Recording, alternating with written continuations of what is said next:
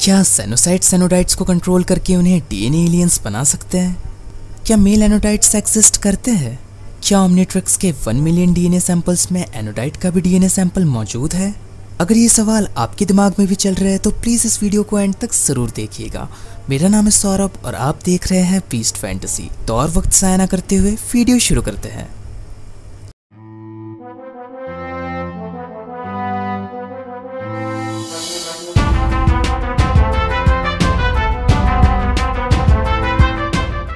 क्या mail एनोडाइट्स exist करते हैं? पूरे बेन 10 सीरीज में हमने एक बार भी किसी मेल एनोडाइट को नहीं देखा, तो क्या इसका मतलब हम ये समझ ले कि मेल एनोडाइट्स एग्जिस्ट नहीं करते? अगर मैं अपना पर्सनल ओपिनियन बताऊं तो मुझे इसका कोई कंफर्म आंसर अभी तक नहीं मिला। बट अगर आपने बेन 10 एलियन फोर्स का एपिसोड नंबर 8 देखा है, जिसमें हम पहली बार ग्रैंडमा वडोना को देखते हैं, तो उस एपिसोड में हमें कुछ ऐसे हिंट्स मिले हैं जिससे हम ये मान सकते हैं कि मेल एनोडाइट्स एग्जिस्ट करते हैं। क्योंकि जब ग्रैंडमा वडोना ग्वेन की मैना पावर्स देखती है और उन्हें पता चलता है कि मैक्स टेनिसन उसके ग्रैंडपा है, तो ग्रैंडमा वडोना काफी खुश होती है। और तभी बेन भी उन्हें कहता है कि वो तो मेरे भी ग्रैंडपा है।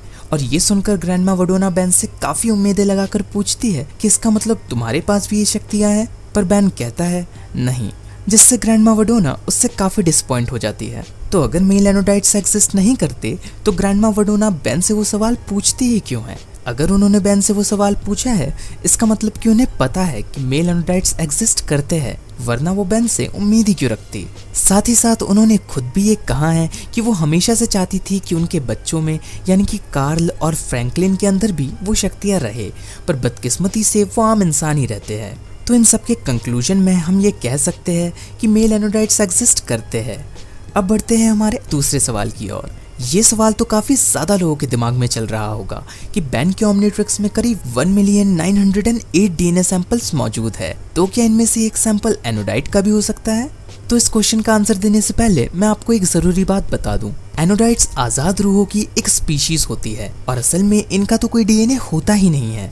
तो जिन्हें ये बात नहीं पता थी, उन्हें अब ये बात पता चल गई होगी कि एनोडाइट्स का कोई डीएनए ही नहीं होता, या कहूँ तो ना के बराबर होता है। तो अब जब उनका डीएनए होता ही नहीं है, तो कोडोन स्ट्रीम में उनका डीएनए सैंपल रखा ही नहीं होगा। अब जिन्हें लग रहा है कि मैं बस हवा में बातें कर रहा हूँ कि इनका डीएनए ही नहीं होता वगैरह वगैरह, तो आप इसके बारे में एक फैंडम नाम की वेबसाइट पे पढ़ सकते हैं। जैसे किसी पॉपुलर इंसान या चीज की जानकारी विकिपीडिया पे मौजूद है, ठीक उसी तरह एनिमेशन या anime related information fandom website पे मौजूद है। चलिए मैं आपको एक और प्रूफ दे देता हूँ। तो जैसा कि आप सब जानते हैं, बिना मास्टर कंट्रोल के ओमनिट्रिक्स में 1 मिलियन डीएनए सैंपल्स मौजूद होने के बाद भी बेन सिर्फ कुछ ही एलियंस में बदल सकता है, क्योंकि बाकी के एलियंस लॉक होते हैं। लेकिन अगर कभी कोई दूसरा एलियन उसके नजदीक होता है तो ओमनिट्रिक्स अपने आप ही उससे स्कैन करके उसका डीएनए सैंपल ले लेता है। लेकिन जब ग्रैंडमा वडोना बेन के करीब होती है या जब वो अपने फुल एनोडाइट फॉर्म में होती है, तो ओमनिट्रिक्स उन्हें स्कैन क्यों नहीं करता? अगर हम एक पल के लिए ये भी मान ले कि एनोडाइट्स का डीएनए सैंपल कोडोन स्ट्रीम में पहले से ही मौजूद है, फिर भी वो एलियन ओमनिट्रिक्स में लॉक ही रहेगा। उसे अनलॉक करने के लिए या तो मास्टर कंट्रोल एक्टिवेट करना होगा या किसी एनोडाइट को स्कैन करना होगा। लेकिन एनोडाइट के पास होने पर भी अगर ओमनिट्रिक्स उसे स्कैन नहीं करता, तो इसका मतलब यही है कि एनोडाइट्स का कोई डीएनए होता ही नहीं है। अब बढ़ते हैं हमारे आखिरी सवाल की ओर। क्या जेनोसाइट्स एनोडाइट्स को कंट्रोल कर सकते हैं? तो गाइज, आप और हम दोनों ही ये बात जानते हैं कि एनोडाइट्स कितने ज़्यादा पावरफुल स्पीशीज होते हैं, तो उन्हें कंट्रोल करना एक जेनोसाइट जैसे क्रिएचर के औकात के ही बाहर है। पर चलिए एक पल के लिए हम एज्यूम कर लेते हैं कि जेनोसाइट एनोडाइट्स से भी ज़्यादा पावरफुल होते हैं, पर फिर भी वो एनोडाइट्स को कंट्रोल नहीं कर सकते, क्योंकि मैंने पहले ही बोला कि एनोडाइट का कोई डीएनए होता ही नहीं है। और जेनोसाइट्स किसी भी क्रिएचर पे काबू तभी पा सकते हैं जब वो उसके डीएनए को एक तरह से हैक कर ले, पर एनोडाइट्स के साथ ऐसा करना पॉसिबल ही नहीं है। तो हम इस कंक्लूजन पर पहुंच सकते हैं कि जेनोसाइट्स एनोडाइट्स को कंट्रोल नहीं कर सकते, उनके बस में ही नहीं है। अब एक बोनस पॉइंट भी जान के ही जाइए। अगर आपने बेन 10 एलियन फोर्स का एपिसोड नंबर 24 देखा है, तो आप इसे तो जानते ही होंगे।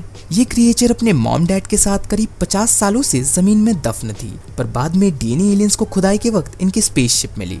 चलिए अब मेन मुद्दे पर आते हैं। दरअसल यही वो एक लौते क्रिएचर है जो कि एनोडाइट्स को उनके ह्यूमनॉइड फॉर्म में या फिर किसी भी दूसरे फॉर्म में पहचान सकते हैं, यहाँ तक कि उनका असली रूप भी देख सकते हैं, जो कि हमें साफ साफ इस एपिसोड में दिखाया गया है कि ये बच्ची क्रिएचर आराम से ग्वेन के एनोडाइट फॉर्म को देख पा रही थी, उसके ह्यूमनॉइड फॉर्म में भी। वीडियो पसंद आई हो तो एक लाइक और कमेंट तो बनता है बॉस। ऐसी इंटरेस्टिंग वीडियोस देखने के लिए चैनल को सब्सक्राइब करके बेल आइकन दबाना मत भूलिएगा। इस वीडियो को अपने चाहने वालों के साथ शेयर करना मत भूलिएगा। मैं मिलता हूँ ऐसी एक इंटरेस्टिंग वीडियो के साथ, तब तक के लिए बाय। Thanks for watching.